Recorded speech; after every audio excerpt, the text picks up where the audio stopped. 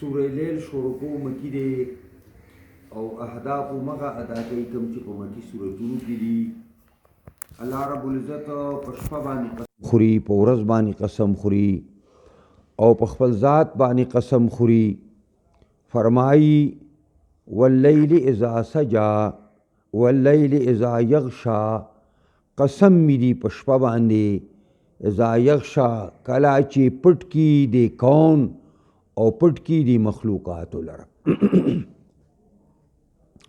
والنهار اذا تجلى، او قسم می دی په ورځ باندې اذا تجلى، کله چې روخانه کی دی فضا لره او روخانه کی دی علم لره. او وما خلق الذکر والانثى، پاغه رب بن قسمی چې زنانا او نارینه پیدا کړی دي. او دا قسمونه الله تعالی چې کله په مخلوق باندې خوري نو الله په لیل قسم خوړو، الله په نهار باندې قسم خوړو، الله په خپل ذات باندې قسم خوړو. او دا قسم په دې خبره باندې چې ان سعیکم لشتا، یقینا ستاسو کوشش او ستاسو منډې او ستاسو عمل دا متفاوت دی، مختلف دی. ځینې خلک منډه وهي د ځان د نجات دپاره او ځینې خلک منډه وهي د ځان د هلاکت دپاره. نو ستاسو دا سعی او کوشش متفاوت دی او مختلف دی.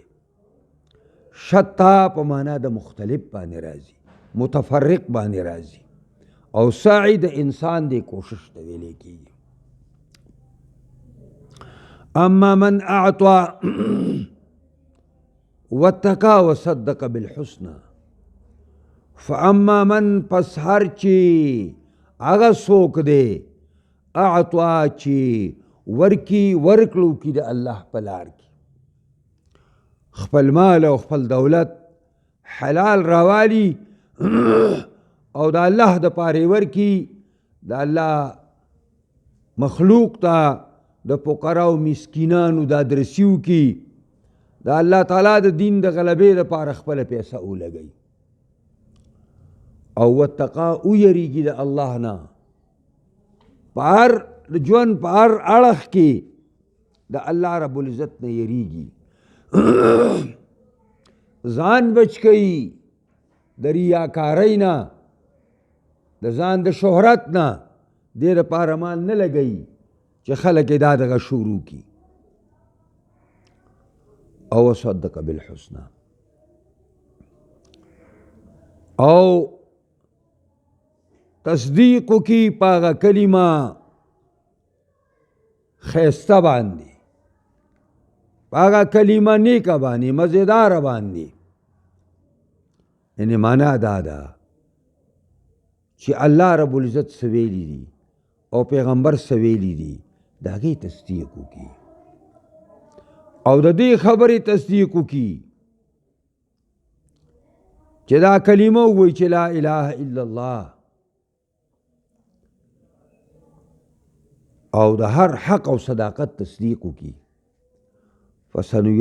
فسنیسره للعسرى، پس زر ده چې موږ به آسانی ورکودله، توفیق به ورکودله، للعسرى، هغه آسانې لارې ته، هغه آسانه لار هغه جنت دی. دته به موږ جنت دپاره توفیق ورکو، دی به موږ جنت ته ورسو، دی به موږ جنتي کو. و اما من بخلا، هر چې هغه څوک دی چې هغه بخل وکړي، یعنې د الله په لار کې پیسه نه لګوي، په فقراو مسکینانو باندې پیسه نه لګوي، بخل کوي. او واستغنا، ځان بے پروا ګڼي د الله رب العزت، د الله د دین، د الله د پیغمبر هیڅ پروا نه کوي، دې نه ځان مستغني کړی دی، دې ته زما حاجت نشته. تاسو دا اورئ که نه؟ په پاکستان کې دا اقتدار کم خلک کوي، دا ټول ځان ته په خپله لا دینه وایي، وایي دا سیکړو پارټي ده زما. نو سیکړو پارټي معنا دا ده چې زه د مذهب نه بالکل آزاد یم. زه چې کوم حکومت راولم هغه به د مذهب نه بالکل بالاتري. او دغه خلک موږ د هغې زنده‌باد چغې ویو، موږ د هغې مرسته کوو، موږ د هغې لپاره پیسه لګوو او ځان ته لوی لوی مسلمانان وایو. دا حاجیان دي، دا تبلیغیان حضرات دي، دا علما حضرات دي او دا الحاج لله دي. او بیا کوي څه او وایي څه او وایي چې خبره دې وړوکي ویلې یو لوی مولا ته چې مولوي صاحب ګورې اسلام به د سیاست دپاره نه استعمالوي. دغه وړوکي ته دې مولوي صاحب دا جواب نه شو ورکولی چې سیاست اسلامي خود شریعت جز دی، ولې به نه استعمالوم؟ خو د دنیا او د اقتدار داسې لالچ دی چې بیا د عالم سترګې مړندې شي او د امي سترګې مړندې شي، بیا خالص دنیا اینی او خالص په دنیا پسې رواني. همدغه خلک خبرې دي چې موږ دې حد ته راورسولو. واستغنا ځان بې پروا کې د الله نه، د الله د دین نه. اسلام به نه استعمالوي، اسلام خو دې لپاره استعمالوم چې اسلام راولم که نه.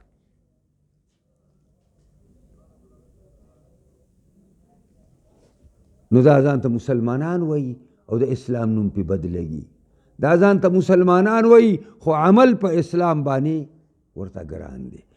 دې خلکو ته الله توفیق نه ورکوي د کلمې حسنا، دې خلکو ته الله توفیق نه ورکوي د لارې آساني چې هغه لاره د جنت ته. او وکذب بالحسنا، نسبت د دروغو کوي هغه کلمې پاکې ته، لا اله الا الله، هغه کلمې پاکې چې د الله او د رسول اخبارات او خبرې دي، د الله او د رسول تابعداري ده، هغې ته نسبت د دروغو کوي. وایي داسې خبرې دي، دا دروغ دي، دا په دې باندې دا مولیان خلق ځان سره ساتي، هېڅ نشته. نو الله فرمایي فسنیسره للعسرا، زر ده چې ده ته به موږ اساني ورکو هغه لارې ګرانې ته، هغه ګرانه لار به ته موږ اسانه کو چې د شرک او د کفر لار ده، د بېدینۍ او د بدعملۍ لار ده، د الله نه د بغاوت لار ده، هغه لار به ته موږ اسانه کو. د الله شان داسې دی چې الله په زور باندې هېڅوک نه مسلمانوي، نه په زور باندې څوک کافر کوي. الله تعالی انسان ته یو جزئی اراده ورکړې ده، یو جزئی اختیار یې ورکړی دی، او چې د هغې په وجه باندې دا انسان د ښو د بدو تمیز کولی شي او د ښو د بدو اختیار کولی شي. خو د الله عجیب شان دی چې کله انسان د ښه لارې اراده وکړي نو هغه له هم توفیق ورکوي چې ورځه پې، او که یو انسان د بدې لارې اراده وکړي نو هغه له هم توفیق ورکوي ورځه پې، چې سبا له دې ارمان نه وي چې ما ارمان نه پوره شوی، چې ښه په دې شرک او کفر باندې، ښه په دې ګناهونو او بېدینۍ باندې مزې وکړي چې سبا ارمان نه کوي بیا ورځه پې. هغې وجه دا ده چې الله تعالی څوک په زور اسلام ته نه راولي، څوک په زور نه مسلمانوي، اختیار یې ورکړی دی. نو ځکه وایي چې فسنیسره للعسرا، زر ده چې آسانه به کړو موږ دته هغه لار ګرانه.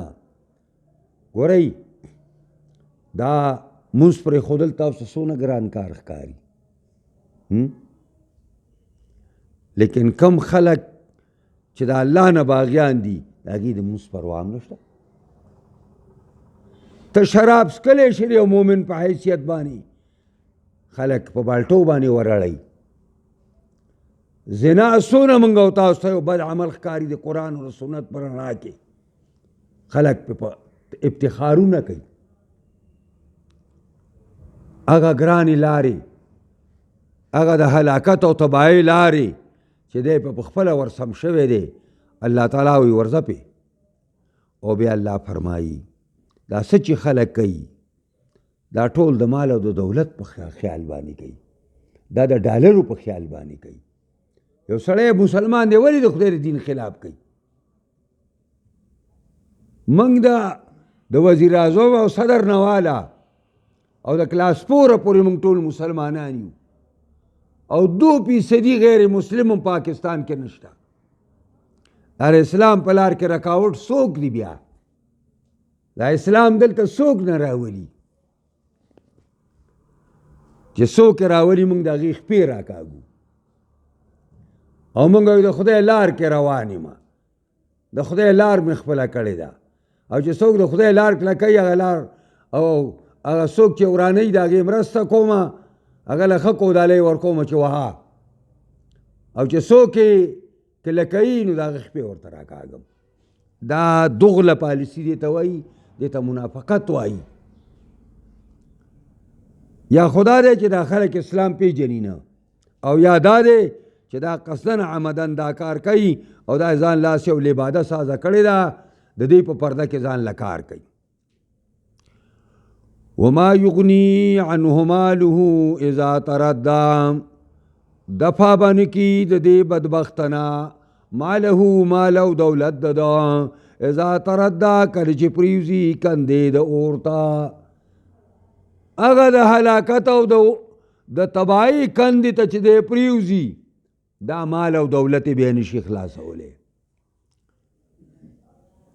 ان علینا الهدی، یقینا په موږ باندې ښودنه ده، په موږ باندې حق ته رسول دي.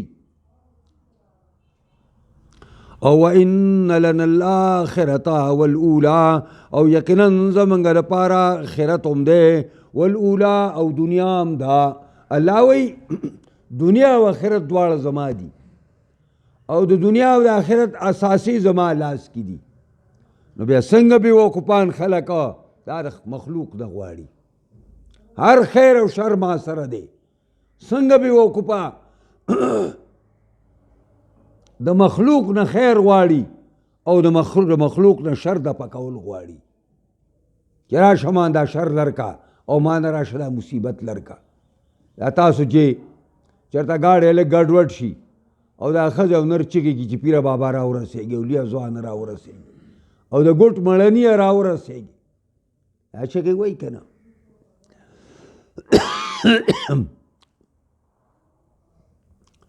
دا چغه چې څوک وایي نو دوی وایي دا اصل موحد دی، اصل موحد وایي دا دی. زموږ یو مولانا صاحب و، د دې سهیل دیني کو ډېر لوی عالم و. نو هغه په دای کې په یو مدرسه کې تدریس کو، په دای کې نو دغه د بریلیانو مدرسه وه. نو دلته میرویس بابا ورته وایي دغه ځای ته چې موږ ګاډی راورسوي، ګاډی رسې کوږ را کوږ شو، سخت تیاره راغله، وایي ښځو چغې کړي چې میرویس بابا را ورسېږي. نو هغه په دې کې بیا ګاډی دغه شوی، لږ ناوخته شو. نو زه چې لاړم نو هغه بریلي مو راته وویل چې څنګه یې نن ناوخته کو؟ وایي ما چې دقسې ګاډی واوړېده او ښځو چغې کړي چې میرویس، ویل چې دقه اصل موحدانې وې چې د میرویس بابا را ورسېږي، ویل دا اصل موحدانې وې. تاسو پوهېږئ په دې؟ وایي د دې معنا دا ده چې ای ربه د میرویس بابا را ورسېږي. خلک دا شیطان څنګه چلونه ښیي، تقدیرات ورته شیطان ښایي چې وایي ای میرویس بابا، د دې معنا خدا د ای چې ربه د میرویس بابا. پوهېږئ په دې باندې که نه؟ خبره مې تاسو ته په دې باندې کوله چې داسې شقاوت او بدبختنې دي، الله موږ او تاسو ټولو ساتي. انشاءالله دا باقي آیتونه به سبا وایو، پردي وخت کې لګیا یې. دعا وکړئ چې الله تعالی زموږ ټولو نه راضي شي، مشکلات د دنیا او د آخرت زموږ حل کړي، او الله رب العزت اسلام په دې تمام دنیا کې غالب کې، خاص کر پاکستان کې غالب او رایج کې. او خدای پاک چې دې لپاره څوک هم کار کوي موږ یې پیژنو که نه ته کامیاب کې. او چې څوک د دې مخالفت کې الله تباهي او بربادۍ سره مخامخ کړي. الله زموږ ټولو په حالت باندې رحم وکړي. الله زموږ ټولو په حالت باندې رحم وکړي. الله زموږ ټولو نه راضي شي. یا الله جامعه تعلیم الاسلام من دنیا آباد کړي. خدای دې کې څونه کمی دی په هر لحاظ سره کمی دی د غیب د خزانو نه پوره کړي. د دې عالمانو ته خدای پاک خلوص ورکړي.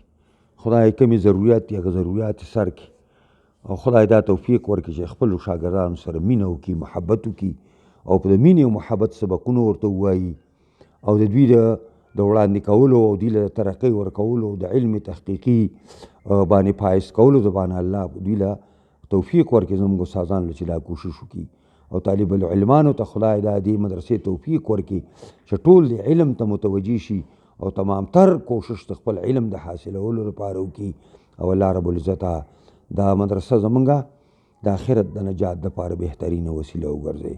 اللهم ربنا آتنا فی الدنیا حسنه وفي الآخرة